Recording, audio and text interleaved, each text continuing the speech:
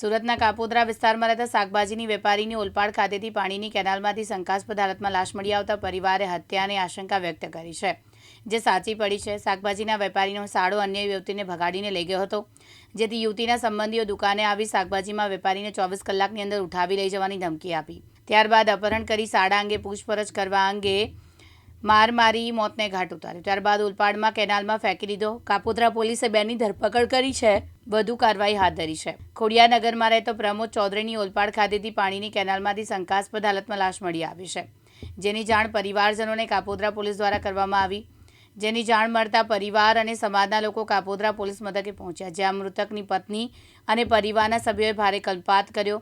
શાકભાજીના વ્યવસાય સાથે સંકળાયેલા વેપારીની શંકાસ્પદ હાલતમાં મળી આવેલી લાશના પગલે પરિવારે હત્યાની આશંકા વ્યક્ત કરી છે, જે પરિવાર અને સંબંધીના જણાવ્યા અનુસાર મૂળ બિહારના વતની પ્રમોદ ચૌધરી સુરતના કાપોદ્રા પોલીસ સ્ટેશન હદ વિસ્તારમાં હીરાબાગ સ્થિત ખોડિયાનગરમાં પોતાની પત્ની અને 2 સંતાનો સાથે રહે છે। અન્ય બાળક વતનમાં પરિવારના સભ્યો જોડે રહે છે। પ્રમોદ ચૌધરી કાપોદ્રા હીરાબાગ વિસ્તારમાં શાકભાજીની દુકાન ધરાવે છે। 7મી એપ્રિલના રોજ પ્રમોદ ચૌધરી પોતાના દુકાને હાજર હતા। તે સમય દરમિયાન કેટલાક લોકો ત્યાં આવી ચડ્યા। 24 કલાકમાં પ્રમોદ ચૌધરીને ઉઠાવી લઈ જવાની ધમકી આપી। પ્રમોદ ચૌધરીના સાળો એક યુવતીને ભગાડી લઈ ગયો હતો, જે યુવતીના પરિવારજનો પ્રમોદ ચૌધરીની દુકાને આવ્યા, જેમના દ્વારા ધાકધમકી આપવામાં આવી, પરંતુ 24 કલાક થાય તે પહેલાં જ પ્રમોદ ચૌધરી એકાએક ગુમ થઈ ગયા, જેથી પરિવારજનો દ્વારા તેની ભારે શોધખોળ કરવામાં આવી। શોધખોળ કરવા છતાં કોઈ ભાડ ન મળતા કાપોદ્રા પોલીસે જાણકારી આપવામાં આવી। પોલીસે મિસિંગ દાખલ કરીને તપાસ હાથ ધરી, જેમાં 7મી એપ્રિલના રોજ ગુમ થયેલા પ્રમોદ ચૌધરીને શોધવામાં સફળતા ન મળી। શાકભાજીના વેપારીની શોધખોળ દરમિયાન ઓલપાડ ખાતે કરેલી ગામમાં આવેલી નંદન ઇન્ડસ્ટ્રીઝની પાણીની કેનાલમાંથી પ્રમોદ ચૌધરીની લાશ મળી હોવાની જાણકારી કાપોદ્રા પોલીસને મળી। આમ કાપોદ્રા પોલીસ દ્વારા યોગ્ય તપાસ થતા અંગે વેપારી મૃત હાલતમાં મળી આવ્યો।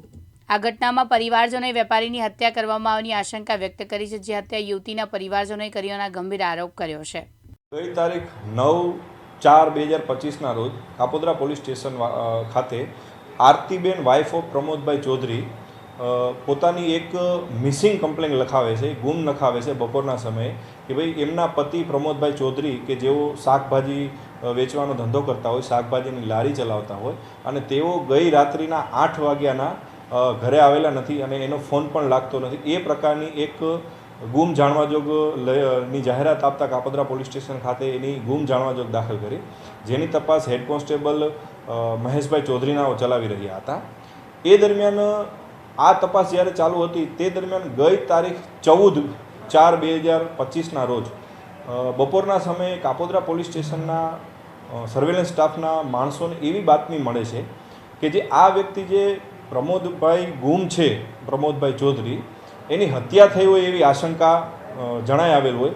કેમ કે બનાવ એ રીતનો હોય કે પ્રમોદભાઈ ચૌધરીના શાળાએ હાલના આરોપી અમિતની બહેનને ભગાડેલી હોય, એટલે કે જે પ્રમોદભાઈ છે એનો જે શાળો છે એ એક છોકરીને ભગાડીને લઈ ગયો હોય અને એનો ભાઈ શંકાના ઘેરામાં આ કિસ્સામાં આવતો હોય, અને એ જે છોકરીને ભગાડીને લઈ ગયો એની પણ missing complaint Kapodra police station ખાતે 1 દિવસ પહેલાં જ હોય, અને આ બાબતે એને ધમકી આપેલી હોય એવું પોલીસને જાણવા મળતા એ નિતેશ ગડુભાઈ બેઠા એને કાપોદ્રા પોલીસ સ્ટેશને બોલાવી એની પૂછપરછ કરેલી। પૂછપરછ દરમિયાન એવું જાણવા મળેલ કે 8 તારીખે જ્યારે આ વ્યક્તિ શાકભાજીની રેકડી ચલાવતો હતો એ દરમિયાન આ નિતેશ અને એ નિતેશ જે ગેરેજમાં બાજુમાં જ કામ કરતો હતો, ખોડિયારનગર વિસ્તાર કાપોદ્રાના ગેરેજમાં, એ ગેરેજના જે માલિકો હતા, 4 માલિકો હતા, એટલે પાર્ટનરશિપમાં જે ધંધો કરતા હતા, જેમના નામ મોહિતભાઈ, જયભાઈ, મુકેશભાઈ અને દીક્ષિતભાઈ એવા છે। એ 4 વ્યક્તિ 5 વ્યક્તિ ત્યાં ભેગા થાય છે અને મારી બહેન ક્યાં છે, આ નિતેશે આ પ્રમોદને એવું પૂછેલું કે ભાઈ મારી બહેન ક્યાં છે, તારો સાળો મારી બહેનને ભગાડીને લઈ ગયો છે, તો તને આ વસ્તુની ખબર છે, તું મને દેખાડ બહેન ક્યાં છે। એમ કરીને એ 5 વ્યક્તિ પૈકી 4 વ્યક્તિ એક ક્રેટા ગાડીમાં આ પ્રમોદભાઈને બેસાડે છે।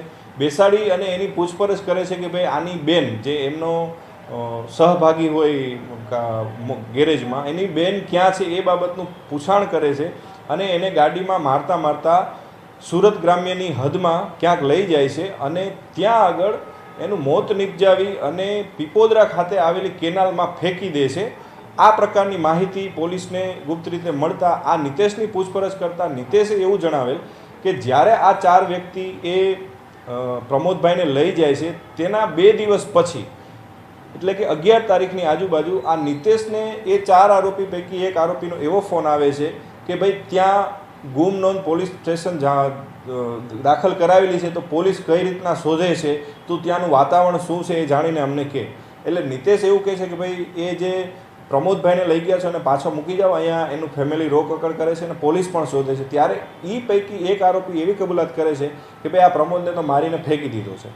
આ રીતની જ્યારે નિતેશે પૂછપરછ દરમિયાન અમોને જાણ કરેલી, ત્યારબાદ કાપોદ્રા પોલીસ સ્ટેશન દ્વારા આજુબાજુના જિલ્લાઓમાં નવસારી જિલ્લો થઈ ગયો, સુરત ગ્રામ્ય, ભરૂચ સુધીના પોલીસ મથકોનો સંપર્ક કરેલો કે આ 8-9 તારીખ દરમિયાન કોઈ અજાણી લાશ મળેલી છે.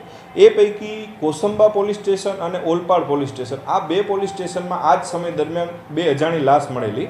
એ દરમિયાન જે ઓલપાડ પોલીસ સ્ટેશનમાં જે લાશ મળેલી, એ લાશના ફોટોગ્રાફ્સ, વિડીયોગ્રાફ્સ એ ઓલપાડ પોલીસ સ્ટેશન ખાતેથી મંગાવવામાં આવેલા અને જે ગુમ થનાર છે એમના વાઇફને દેખાડવામાં આવેલા.